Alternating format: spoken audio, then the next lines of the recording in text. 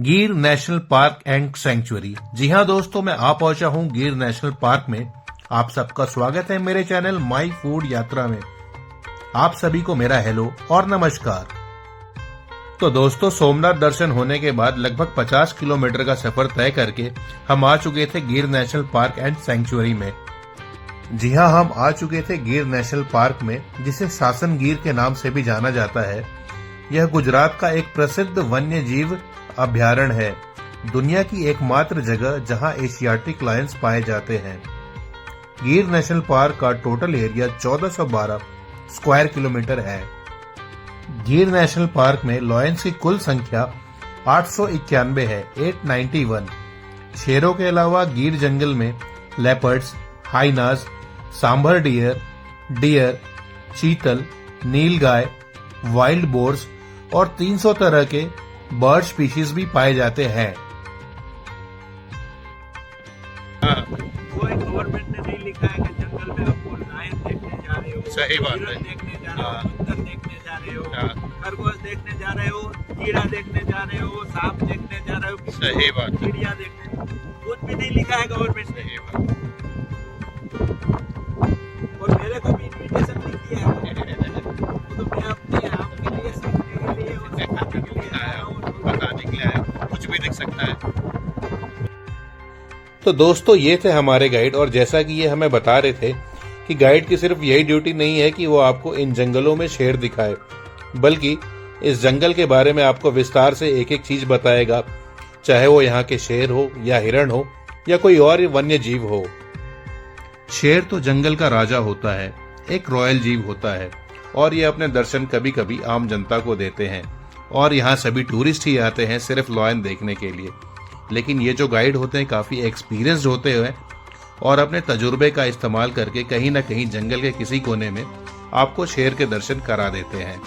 तो हम भी इसी आस में बैठे हुए थे कि हमारे गाइड साहब कभी ना कभी किसी मोड़ पे या किसी रास्ते पर हमें किसी रॉयल जीव यानी लायन का, एशियाटिक लायन के दर्शन कराएंगे। दोस्तों, सफारी करने की जो हमारी टाइमिंग थी सुबह के 9 बजे की थी, लेकिन हम लेट हो गए थे और 9:30 बजे के आसपास हमने अपनी सफारी की शुरुआत करी। जब भी आप ऑनलाइन बुकिंग करेंगे तो आपको अपने टाइम के अनुसार टाइम स्लॉट चुनना होता है, जैसे मॉर्निंग, आफ्टरनून या इवनिंग का। तो जैसे मॉर्निंग का जो सबसे फर्स्ट टाइमिंग होता है 6:45 AM से लेकर 9:45 AM, उसके अलावा उसके बाद 9 AM से लेके दोपहर 12 PM तक, और जो लास्ट दिन का बचता है दोपहर 3 PM से लेके शाम के 6 PM तक का टाइम स्लॉट होता है। तो लगभग आधा घंटा सफर करने के बाद सफारी करते हुए हमारी आंखें थक चुकी थी किसी वन्य जीव को देखने के लिए। और सबसे पहली बात, जो मेन मकसद था लायन देखना, जो कि पॉसिबल हो ही नहीं पा रहा था। ऐसा मानो कहीं लायन हमसे नाराज होकर कहीं छुपा बैठा हो। लेकिन हमारे गाइड साहब अपनी पूरी कोशिश में लगे हुए थे, कहीं ना कहीं कोई वन्य जीव या फिर जो हमें जिसकी सबसे ज्यादा तलाश है यानी जंगल का राजा शेर हमें नजर आ जाए।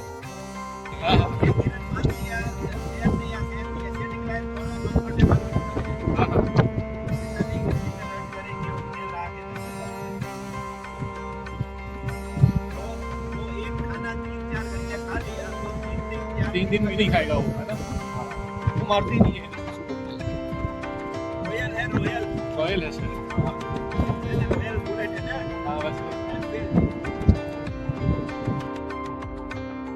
तो हमारे गाइड हमसे बात कर रहे थे और लायन के बारे में बता रहे थे, लायन की खूबियों के बारे में बता रहे थे। तब तक सामने ही हमारे एक सांभर डियर आ गया, जो साइज में काफी बड़ा था और अपनी चाल में बदमस्त था। और कुछ सेकंड्स हमारी गाड़ी के सामने खड़े रहने के बाद वह जंगल की ओर जाता दिखा। गाइड साहब का कहना है कि डियर की प्रजाति में यह डियर सबसे बड़ा है। सांभर डियर सबसे बड़ा होता है अपने हिरण की प्रजाति में, और लायन की खुराक में से इसको एक मुख्य खुराक माना जाता है।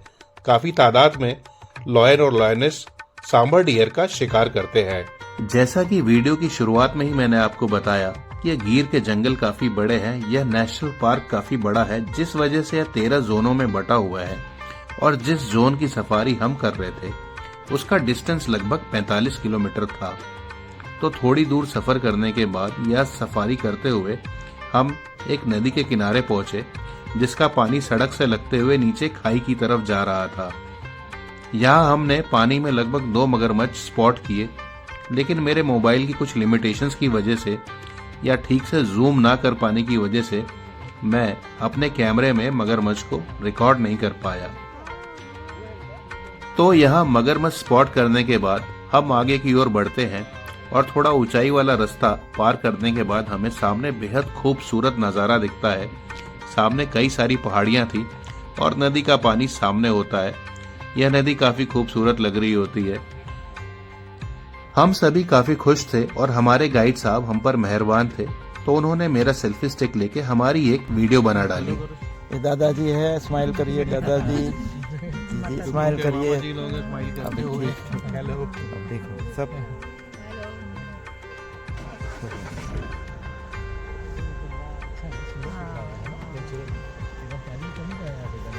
तो प्रकृति के इस बेहद खूबसूरत नज़ारे को देखने के बाद हम वापस जंगल की ओर बढ़ चले थे।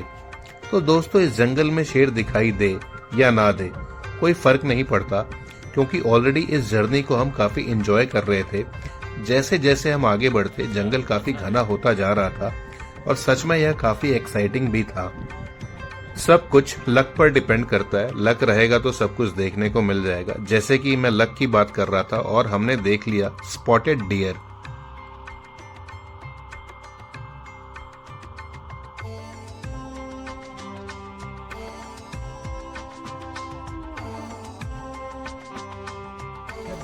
अच्छा, यहाँ से अंदर।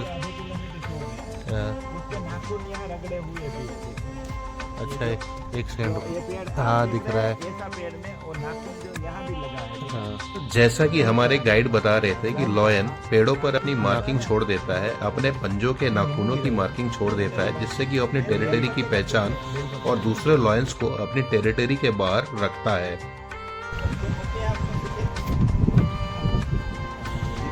थोड़ी दूर आगे चलते ही हमें काफी जिप्सीज रास्ते में खड़ी नजर आती है और ऐसा देख के लगा शायद इन्होंने लायन को स्पॉट कर लिया है।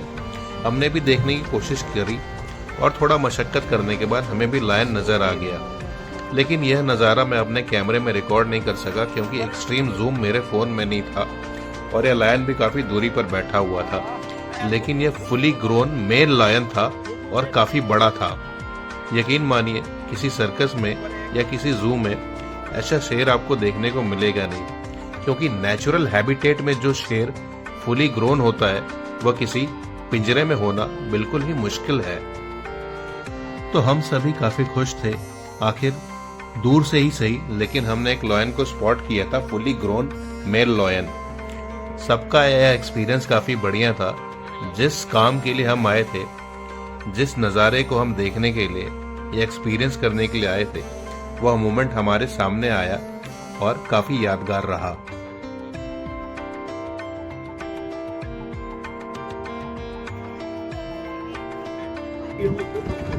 बहुत ही बड़े जो चार्ज में है वीआईपी मोहम्मद टुकड़ा, मोहम्मद ग्रेड, उसके नंबर फैसल भाई साथ दिखाएंगे क्या? साहब के लिए तो मेरे नाना पापा को याद करें। ये की बार साहब ऐसा देखा है, गाड़ी के गले में आ गया था। अच्छा, अंकल है नेचर एंजॉय कर सही बात है। पेडिसा पोजीशन का था, ड्राइवर एक्सपर्ट था, एक दिया और बंगाली टूरिस्ट साथ। ओए दादा, ये क्या हो गया? तो इसी तरह हंसी मजाक करते हुए हम जंगल में आगे बढ़ रहे थे और हमसे हमारे गाइड इस जंगल के बारे में कुछ महत्वपूर्ण जानकारियां शेयर कर रहे थे।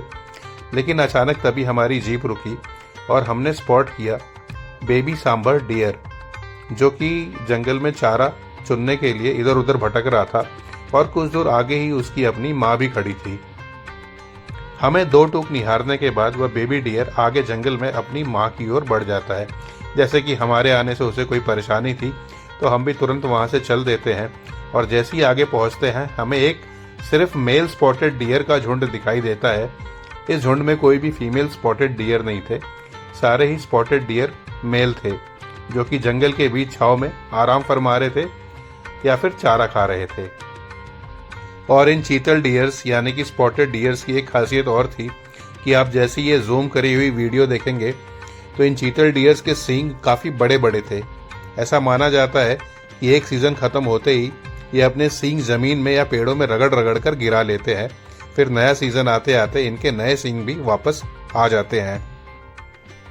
इन गिर के जंगलों में एक बात और गौर करने लायक है कि यहाँ जो नदी है गिर के जंगल में, वह जंगल के बीचों बीच बहती है और जो भी ट्रैक जो जीप के चलने के लिए है, उन ट्रैक को क्रॉस करते हुए यह नदी गड्ढों में, नालों में या समतल जमीन की तरफ बहते हुए चली जाती है। और जहाँ जहाँ पानी जमा होता है, इकट्ठा होता है, यहाँ अक्सर जंगली जानवर पानी पीने के लिए आते हैं, चाहे वो शेर हो, तेंदुआ हो, स्पॉटेड डियर हो, हाइना हो या कोई और वन्य जीव हो।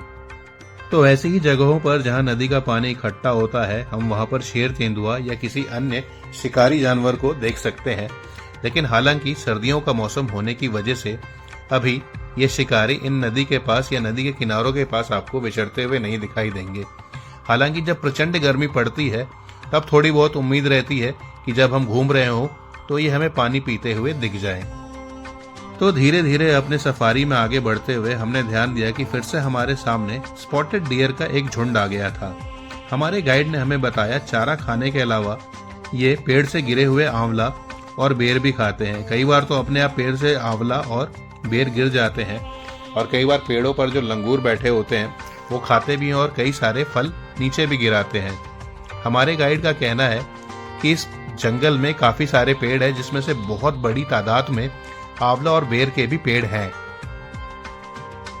एक बात और गौर करने लायक है कि जब भी आप इन जंगलों में सफारी करेंगे तो आपको जगह जगह चीतल डियर देखने को मिल जाएंगे। एक आंकड़े के अनुसार इस जंगल में सिर्फ चीतल डियर की जो जनसंख्या है वो 45,000 है।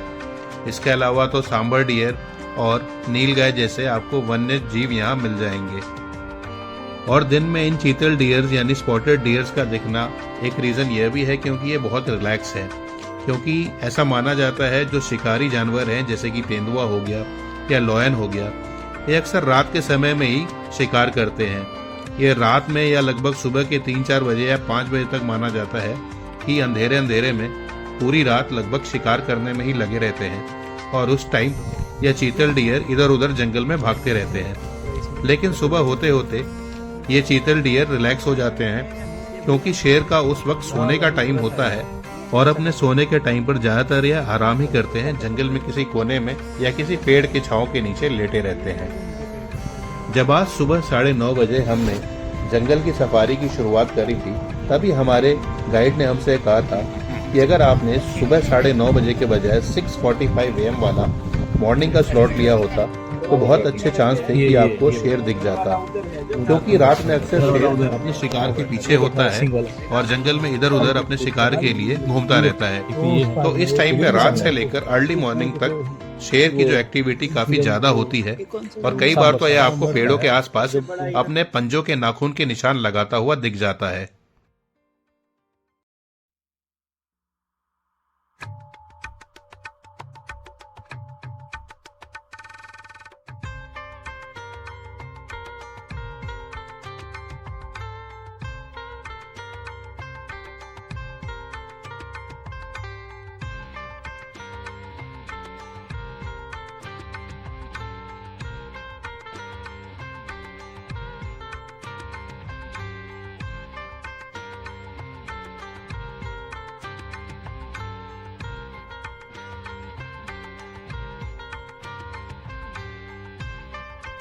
तो इस जंगल सफारी में धीरे धीरे आगे बढ़ते हुए हमने हकुना मटाटा यानी वाइल्ड बोर को भी देख लिया, जो काफी तेजी से स्पॉटेड डियर की तरफ भागता और उन्हें डराने की कोशिश करता। लेकिन स्पीड के मामले में स्पॉटेड डियर तो वाइल्ड बोर से काफी आगे निकले। तो आज की इस सफारी में लगभग हमारा ऑलमोस्ट पूरा समय गुजर चुका था। हमने कई चीजें देखी, जैसे कि हमने क्रोकोडाइल स्पॉट किया, उसके बाद एशियाटिक लॉयन को भी स्पॉट किया और कई जगह हमने चीतल डियर और सांबर डियर को भी स्पॉट किया। लेकिन जो एक चीज हमसे रह गई थी वह था तेंदुआ।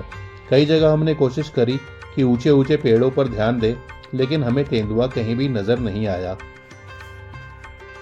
तेंदुआ वैसे भी बहुत शर्मीला जानवर होता है और किसी वाइल्ड लाइफ को स्पॉट करना जंगल में, खासतौर से शेर और लेपर्ड को स्पॉट करना इतना आसान नहीं होता है। तो कई बार ऐसे मामलों में हमें लक की भी जरूरत होती है। हमारा लक होता है तो कई बार हम लायन या तेंदुए को स्पॉट कर लेते हैं। तो दोस्तों ये थी लक की बात, लेकिन कभी आप भी आइए और गिर नेशनल पार्क में आकर इस जंगल सफारी का आनंद उठाइए। लेकिन आप जब भी बुकिंग कराएं तो गिर नेशनल पार्क के ऑफिशियल वेबसाइट से ही बुकिंग कराएं। सबसे पहले ऑनलाइन आपको 800 रुपये परमिट चार्जेस के देने होंगे। उसके अलावा आपको अपनी फैमिली मेंबर्स की साइज के अनुसार 4 सीटर, 6 सीटर या 8 सीटर जिप्सी बुक करानी होगी। 4 सीटर का 2500, 6 सीटर का 3500 रुपये और 8 सीटर के लगभग 4500 रुपये देने होंगे। साथ ही आपको एक गाइड का चार्ज देना होता है जो कि 400 रुपये से लेकर 700 रुपये तक है। मिनिमम चार्जेस गाइड के 400 रुपये हैं जो आप देकर बुक करा सकते हैं। तो हम अपने सफर के दी एंड पर पहुंच चुके थे और देख सकते हैं हम जिस स्थान पर पहुंच रहे हैं या जो ये कंपाउंड आप देख रहे हैं, इसे सिंह सदन के नाम से जाना जाता है। आप जब भी गिर आएंगे तो सबसे पहले आपको यहीं आना होगा। जो आप ऑनलाइन बुकिंग कराएंगे उसका पर्चा आपको यहाँ दिखाना होगा। साथ ही साथ अगर आप अपनी गाड़ी से यहाँ पर आएंगे तो आपको पर्याप्त मात्रा में पार्किंग के लिए या गाड़ी के लिए जगह मिल जाएगी। गिर सफारी का नेशनल पार्क सासन गिर में ही पड़ता है। इस वक्त हमने अपनी गाड़ी घने जंगलों के बीच रोकी हुई थी। यहाँ जंगल के आसपास काफी गांव वाले बसे हुए थे। उनमें से कुछ ने देसी स्टाइल में यहाँ अपना रेस्टोरेंट या ढाबा खोल रखा था। यहाँ इन रेस्टोरेंट के आसपास काफी चहल पहल थी और काफी सुंदर सा इन्होंने अपना रेस्टोरेंट बना रखा था। यहाँ आकर बच्चों ने काफी एंजॉय किया और यहाँ का माहौल देखते ही मनता था। काफी सुंदर रेस्टोरेंट इन लोगों ने बना रखा था जो कि काठियावाड़ी रेस्टोरेंट के नाम से था। अक्सर गिर नेशनल पार्क की सफारी करने के बाद लोग इन काठियावाड़ी रेस्टोरेंट में आते हैं। ऐसे लगभग 5 से 6 काठियावाड़ी रेस्टोरेंट या ढाबे इस लाइन में आपको मिल जाएंगे। यह एरिया घने जंगलों के बीच में बसा हुआ है और सासन गिर का ही हिस्सा है। अक्सर यहाँ आपको किसी और टाइमिंग में जैसे रात बिरात आपको शेर घूमते हुए नजर आ जाएंगे। जब मैं यहाँ पहुंचा इनकी रसोई में आकर मैंने देखा ये लोग मिट्टी के चूल्हे पर खाना बना रहे थे। इनको मिट्टी के चूल्हे पर खाना बनाते हुए देखकर मुझे अपने गांव की रसोई और मिट्टी के चूल्हे की याद आ गई और उसका टेस्ट भी भली भांति याद आ गया। शहर की भगदड़ के बीच में रहकर हम इन छोटी छोटी और अपने दिल से जुड़ी या पारंपरिक तरीकों को भूल चुके हैं। काश ऐसा फिर हो सकता या कभी कभी हमें ऐसा मौका मिलता, हम अपने गांव से जुड़ते और देसी चूल्हे पर बने इन स्वादिष्ट खानों का आनंद ले पाते। तो दोस्तों अब बारी थी इस देसी चूल्हे पर बने खाने को चखने की। फिलहाल ये आंटी जी हमारे सामने आटे की रोटी और साथ साथ में बाजरे की रोटी बना रहे थे और हमारे प्लेट पर आप देख सकते हैं यहाँ खाना आ चुका था, जिसमें से एक सेव की सब्जी थी और साथ ही साथ एक लौकी की सब्जी थी और यहाँ आलू और फूल गोभी की सब्जी बनी हुई थी। और ये जो आप इस प्लेट में पीले रंग का घी देख रहे हैं, यह गिर गाय का देसी घी है, बिल्कुल शुद्ध घी। गिर गाय के देसी घी के अलावा हमारे प्लेट में शुद्ध गुड़ भी रखा हुआ था जिसका टेस्ट काफी बढ़िया था। और साथ ही बाजरे की रोटी और आटे की रोटी परोसी गई थी और कुछ साथ में थोड़ा अचार और पापड़। इसके बाद हमने जल्दी से अपनी प्लेटिंग कर ली। प्लेट में सारी सब्जियां डाल ली और साथ में बाजरे की रोटी ले ली और घी का स्मेल तो बिल्कुल उत्तम क्वालिटी का था, बिल्कुल देसी गाय के घी के स्मेल की तरह जो शहरों में आजकल मिलता नहीं। तो सभी लोगों ने इस देसी खाने का भरपूर आनंद उठाया। वाकई गजब का टेस्ट था इस देसी खाने का। जो बाजरे की रोटी और आटे की रोटी दी थी उसका काफ़ी बढ़िया टेस्ट था और बाजरे की रोटी इससे पहले मैंने कभी खाई नहीं थी, तो जो मैंने पहली बार बाजरे की रोटी को टेस्ट किया वह भी काफ़ी बेहतर था। इस लाजवाब खाने के साथ साथ इन लोगों ने हमें देसी छाछ भी दी थी जो बिल्कुल फ्रेश थी और बहुत स्वादिष्ट थी। तो यहाँ जो भोजन बना था उसे हमने खाया और यहाँ का टेस्ट काफ़ी अच्छा था। खाना खाने के बाद मैंने डिसाइड किया यहाँ के ओनर से मैं मिलता हूँ और इस एरिया के बारे में या यहाँ की वाइल्ड लाइफ के बारे में कुछ जानकारी लेता हूँ। यहाँ के रेस्टोरेंट के ओनर ने हमें बताया इस रेस्टोरेंट के अलावा उनका एक फार्मिंग लैंड भी है जहाँ वो खेती करने जाते हैं और जब वो खेती करने जाते हैं तो कई बार उनको उनके खेतों के आसपास लॉयन दिख जाता है। रिसेंटली उन्हें अपने खेतों के पास एक ऊंचाई वाली जगह पे एक लॉयन नजर आया था जिसके बारे में उन्होंने मुझसे जिक्र किया। तो दोस्तों आज के लिए बस इतना ही। आप सभी को मेरा प्यार भरा नमस्कार। जल्दी मैं आपसे आपको अपनी अगली वीडियो में मिलता हूँ और हम चलेंगे द्वारकाधीश जी के नगरी।